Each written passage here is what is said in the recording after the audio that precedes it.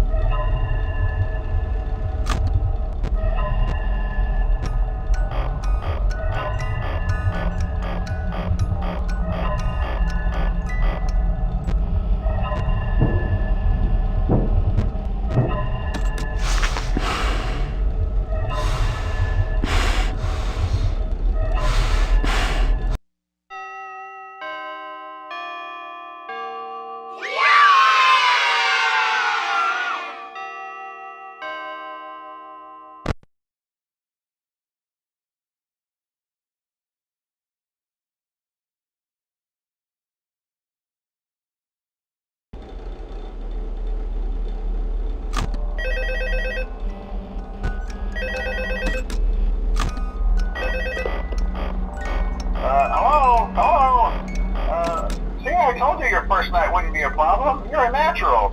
By now I'm sure you've noticed the older models sitting in the back room. Those are from the previous location, and we just use them for parts now.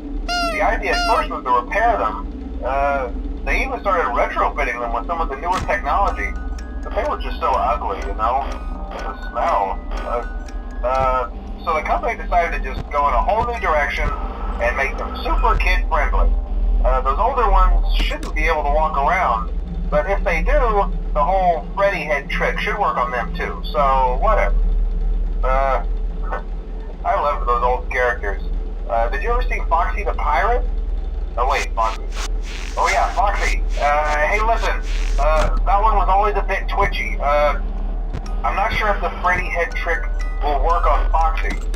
If for some reason he activates during the night, and you see him standing at the far end of the hall, just flash your light at him from time to time.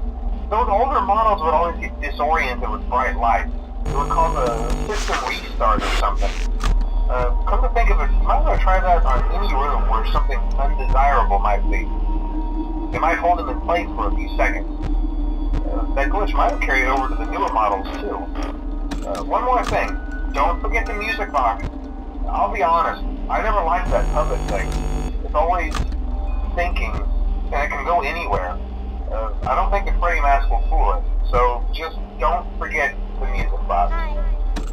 Anyway, I'm sure it won't be a problem. Have a good night, and I'll talk to you tomorrow.